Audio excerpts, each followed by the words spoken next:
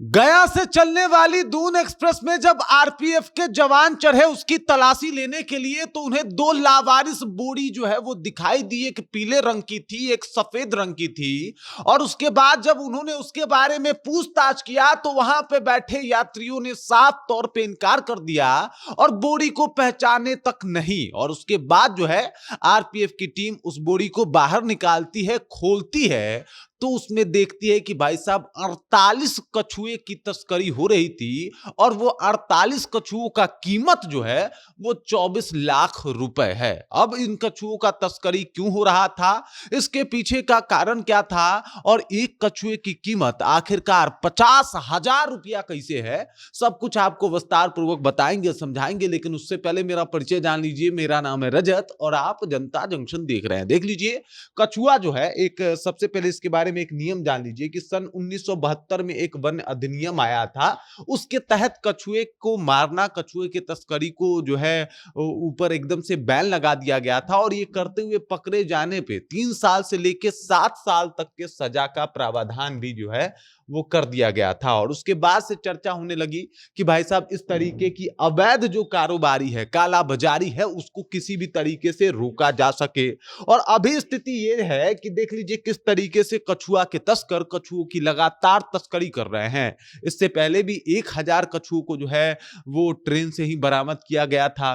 उसके पूर्व 173 कछुए को जो है वो रेस्क्यू टीम ने जो है वो पकड़ा हुआ था। और कछुओं की भारी मात्रा में जो है तस्करी हो रही थी। पता करने पे पता चला कि भाई साहब ये कछुआ जो है इनको तस्कर करके बंगाल जो है वो भेजा जा रहा था और बंगाल से अलग अलग दूसरे देशों में इन कछुए की तस्करी होती है। अब आखिरकार इन कछुओं की तस्करी क्यों हो रही है, इसके पीछे का कारण क्या है, आप भी जानेंगे तो हतप्रभ रह जाएंगे। देखिए, कछुआ जो है जैसे थाईलैंड हो गया, चाइना हो गया, ऐसे देशों में कछुआ के खाने के शौकीन बहुत सारे लोग हैं। और कछुआ जो है इन देशों में काफी महंगा बिकता है।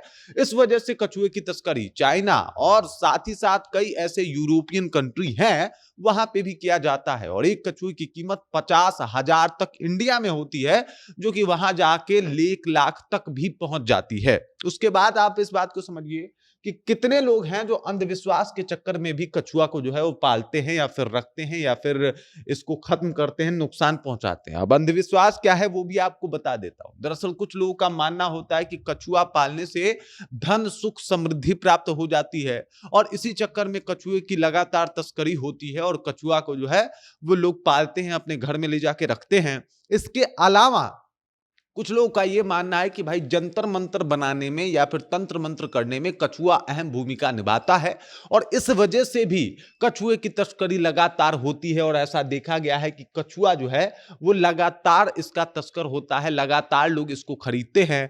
तो भाई साहब कछुए की तस्करी लगातार बढ़ी हुई है। लोग चाहते हैं कि कछुआ को तस्कर किया जाए, कछुआ को बेचा जाए, कछुआ को दूसरे राज्यों में, दूसरे देशों में पहुंचाया जाए।